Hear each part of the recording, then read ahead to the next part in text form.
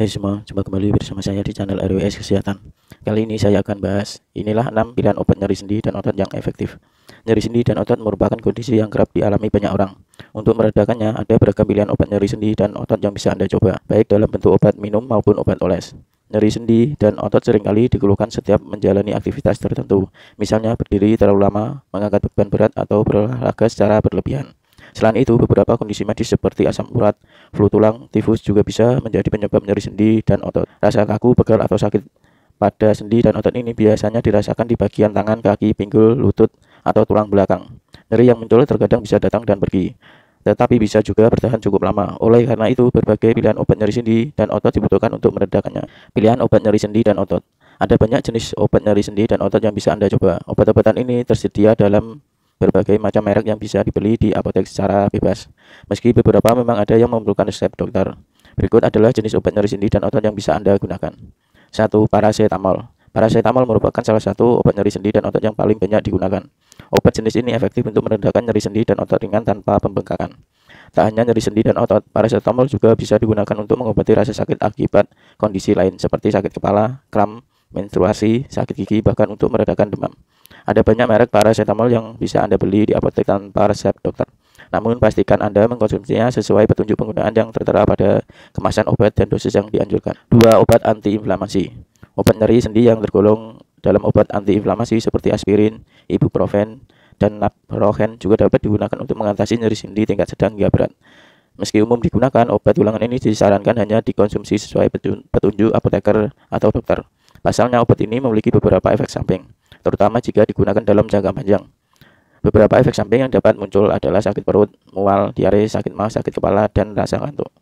3. Obat opioid. Jika rasa nyeri sendi dan otot yang dirasakan sangat parah dan tidak bisa diatasi oleh obat paracetamol, dokter dapat meresepkan obat golongan opioid seperti oksikodon, morfin, dan hidrokodon. Obat ini tidak bisa dikonsumsi tanpa pengawasan dokter, karena berisiko meningkatkan penyalahgunaan obat dan ketergantungan. Selain itu, ada efek samping lain yang juga dapat muncul seperti rasa kantuk, sembelit, mual, dan muntah.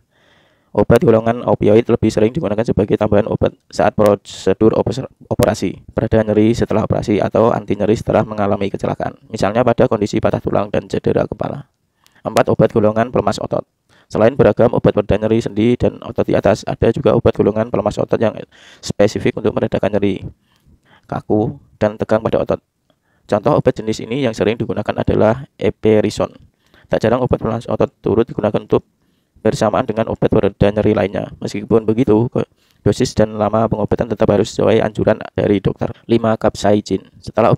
Selain obat minum, obat oles dengan kandungan capsaicin juga dapat digunakan untuk mengurangi nyeri sendi dan otot yang diakibatkan oleh radang sendi. Capsaicin bekerja dengan cara memblokir zat yang mengirim sinyal rasa sakit dan memicu pelepasan endorfin yang menahan rasa sakit. Namun krim oles capsaicin bisa menimbulkan sensasi perih atau menyengat di area yang dioleskan. 6. Natrium diklofenak. Obat oles dengan kandungan natrium diklofenak merupakan obat yang efektif dan aman meredakan nyeri sendi tanpa perih. Natrium diklofenak termasuk dalam kelompok obat antiinflamasi non-steroid yang bekerja dengan cara menghentikan produksi zat penyebab rasa sakit dan peradangan. Untuk menggunakannya, cukup oleskan gel natrium diklofenak di area kulit yang terasa nyeri, seperti lutut, pergelangan kaki, siku kaki, pergelangan tangan, atau tangan. Berbeda dengan krim capsaicin yang menimbulkan rasa panas menyengat, gel natrium diklofenak tetap terasa nyaman di kulit. Efek samping yang muncul biasanya berupa kulit kering, kemerahan, gatal, atau mati rasa di bagian tubuh tepat krim dioles. Penting untuk dipahami bahwa berbagai pilihan obat nyeri sendi dan otot di atas hanya digunakan untuk meredakan gejala, bukan yang mendasarinya. Bagi penderita radang sendi, penyakit sendi, atau tendinitis yang kerap mengalami nyeri sendi, dokter akan memberikan obat steroid dalam bentuk suntikan secara langsung ke sendi. Peringatan penggunaan obat nyeri sendi dan otot. Meski umum aman, beberapa orang perlu berhati-hati dalam menggunakan obat nyeri sendi dan otot dan disarankan untuk berkonsultasi ke dokter terlebih dahulu. Beberapa kelompok orang tersebut adalah lansia di atas 65 tahun, ibu hamil atau wanita yang sedang menjalani program hamil, ibu menyusui, penderita asma, alergi terhadap obat yang telah disebutkan di atas, penderita sakit mah atau tukak lambung, penderita gangguan jantung, hati, ginjal, tekanan darah, sirkulasi darah atau usus, dan anak-anak di bawah 16 tahun.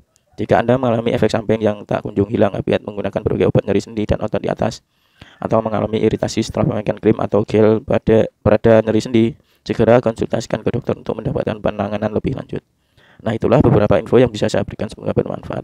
Dan jangan lupa kalau suka di like, komen, dan subscribe ya, agar channel ini bisa bermanfaat untuk semua.